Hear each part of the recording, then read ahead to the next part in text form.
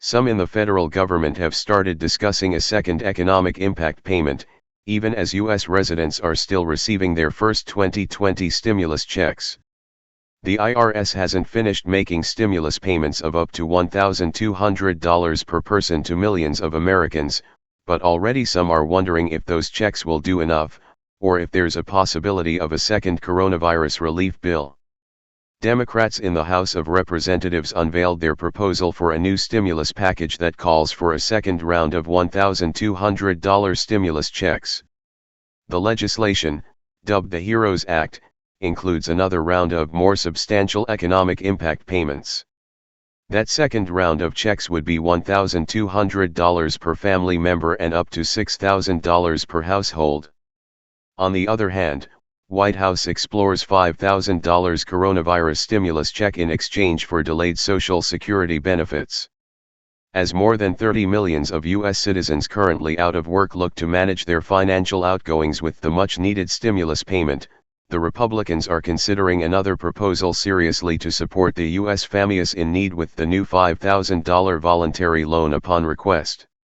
New plan from the right is being examined which aims to provide struggling Americans with an immediate cash injection, but this one is opt-in for a reason. We'll get back to it in details afterwards. Let's look at the Fresh Democrats' proposal first. The Fresh Democrats' proposal comes as the U.S. government is still in the process of sending out its first round of stimulus payments authorized by Congress through the CARES Act. Those payments are for up to $1,200 per individual or $2,400 for married couples, plus $500 for children under 17. That first round of payments targeted low to middle income Americans. The second round of payments would be structured similarly to those first checks, with $1,200 per individual and $2,400 for couples. But dependent pay would be increased to $1,200 per eligible child with a maximum of 3 children. The IRS said the government has made 130 million payments so far, for a total of more than $200 billion. More than 150 million total payments to taxpayers are expected in that first round of checks. The House Democrats' bill is less generous than some other competing proposals. Senators Kamala Harris, D. California, Bernie Sanders, IVT, and Ed Markey, D. Mass., recently introduced a bill that would give Americans $2,000 per month during the coronavirus pandemic. The eligibility criteria are similar to the first round approved in late March, with some changes. The new legislation does seek to repair a number of issues with the first round of checks. Immigrants and dependents ages 17 and over were left out of those initial payments. This bill would entitle them to receive those checks. Those groups would also be eligible for the second wave of payments. The legislation provides up to $1,200 in payments, or $2,400 for married couples, with an extra $1,200 per dependent for a maximum of 3. The income thresholds are the same as the CARES Act, with money for people making up to $99,000 and couples up to $198,000.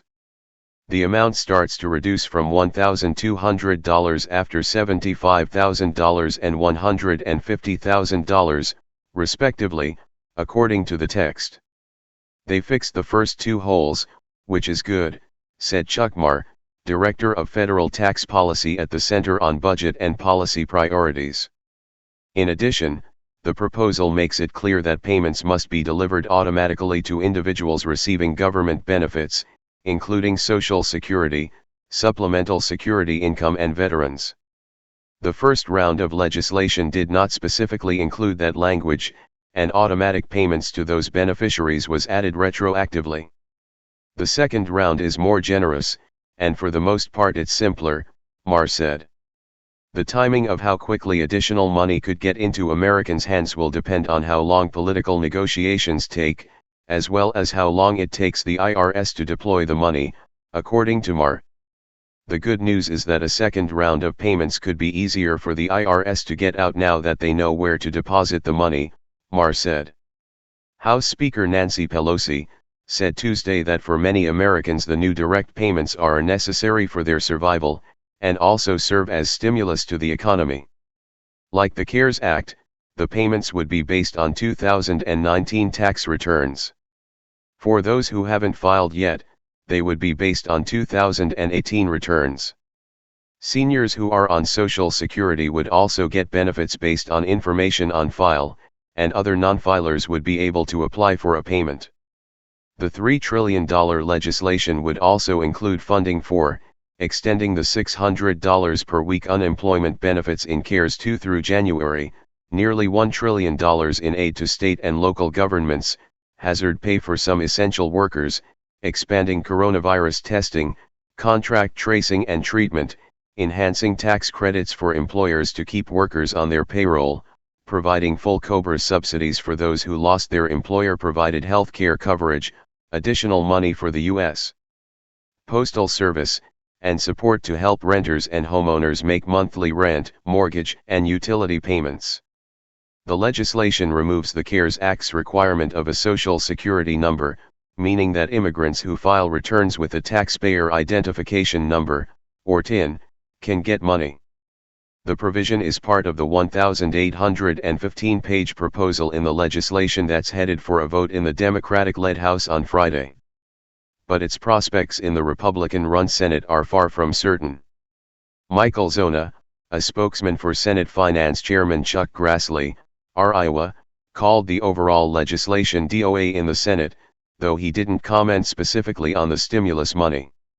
Senator Grassley will work with his colleagues on Phase 4 legislation if it becomes necessary, Zona said in an email.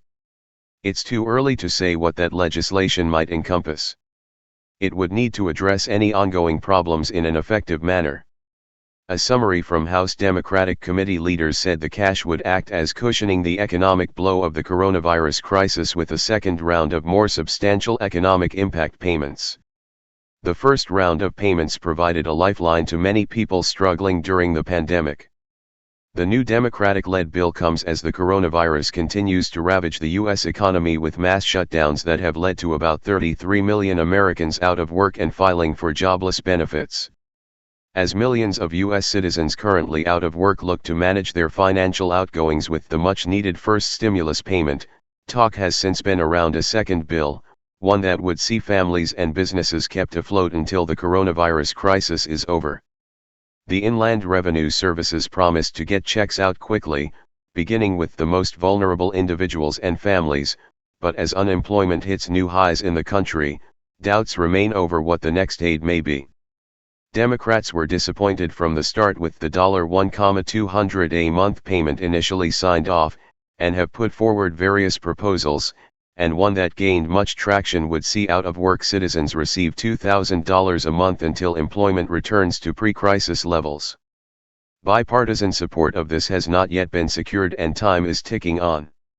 A report in the Washington Post, however, has pointed to another proposal, one being made by the American Enterprise Institute and Hoover Institution and said to be under review by senior economists at the White House. In it, they say, households would receive cash, but not in the same way as they did with the previous stimulus checks. It would instead be a voluntary loan check of a value potentially up to $5,000, and that would be in exchange for their retirement benefits via Social Security being delayed for up to 3 months.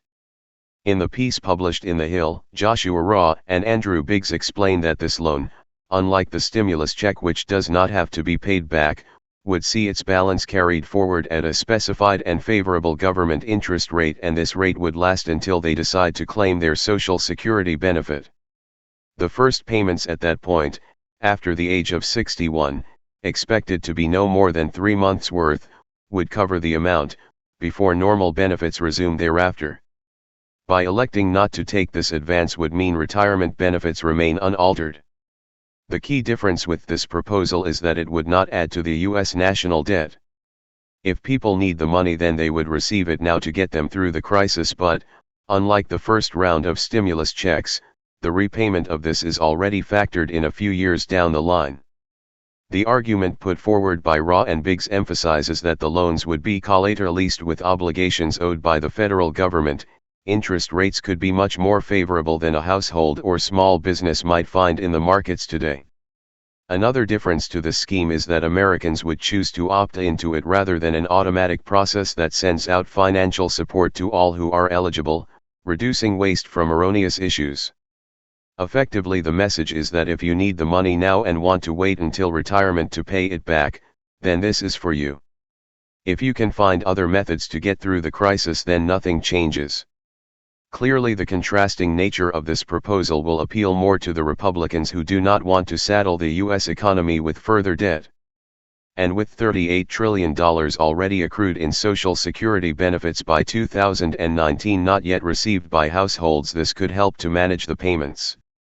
Critics have been quick, though, to highlight the idea as the thin edge of the wedge, potentially creating a precedent for future bills that could seriously impact on Social Security benefits for the lower paid. With some people and business struggling through this current crisis, the thought of an immediate cash injection may sound like a godsend. But will they be willing to shave off some of their retirement benefits to make that happen? And, more importantly, in the short term, will enough American politicians sign off on it? Don't forget to subscribe to our channel to stay posted to further updates in this regard. Thank you.